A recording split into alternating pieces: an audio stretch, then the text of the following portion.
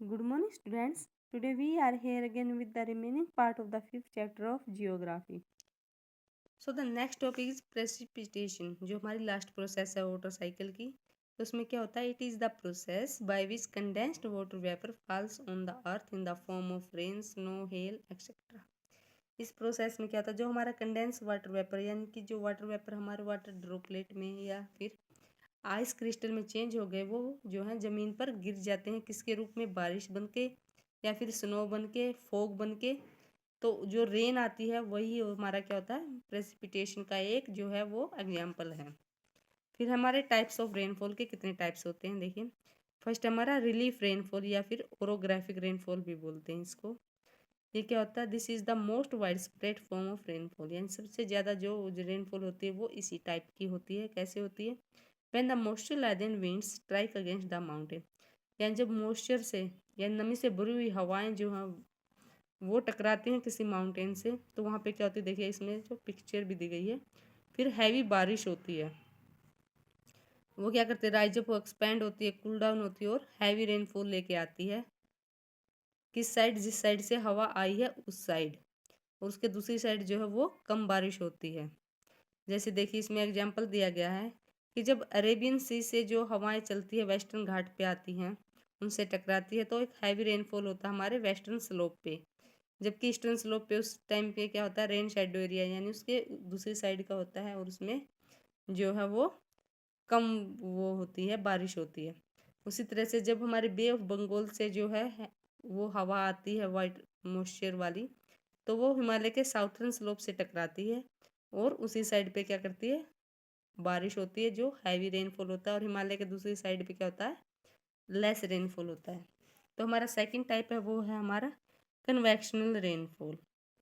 तो ये रेनफॉल क्या होता है? ये इक्वेटोरियल रीजन, यानी जो हमारा इक्वेटेरियन जो जिसको बीच का जो लैटिट्यूड है या फिर जो अर्थ को टू पार्ट्स में डिवाइड करता है, उस लाइन पे जो है उस एरिया में ये ज़्यादा होता है. क्यों होता है? इसमें क्या होता है? टेम्परेचर हाई होता है और वाटर में बहुत सारा मॉइस्चर हो जाता है.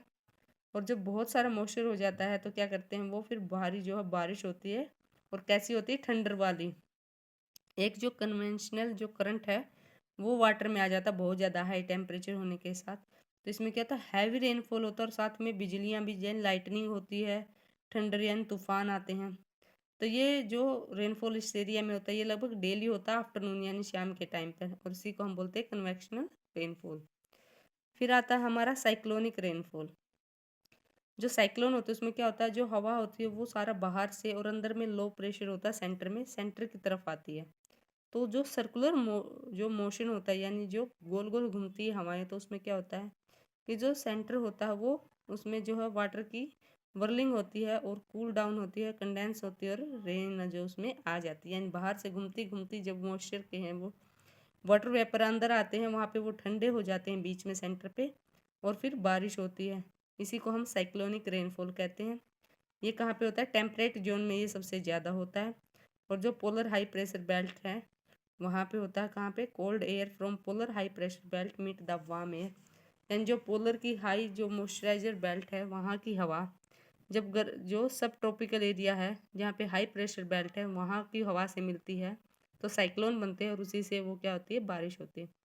तो जो रेनफॉल है उसके अमाउंट को मेजर किया जाता है किस इंस्ट्रूमेंट से? उसको हम बोलते हैं रेन गोज.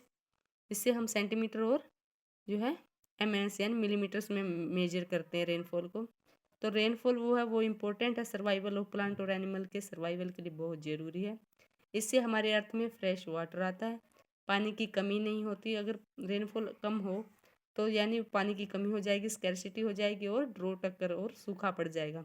अगर ज़्यादा हो जाए तो फ्लड आ जाती है. तो जो ग्राउंड वाटर होता है वो कहाँ से आता है? हमारा जो ज़मीन का पानी वो रेन से ही आता है. कुछ तो डायरेक्टली जो है ग्राउंड में चला जाता है पहाड़ों में, जो वहाँ पे पोर्सियन के दरारें होती हैं, तो ये वापस जो है ग्राउंड में चला जाता है.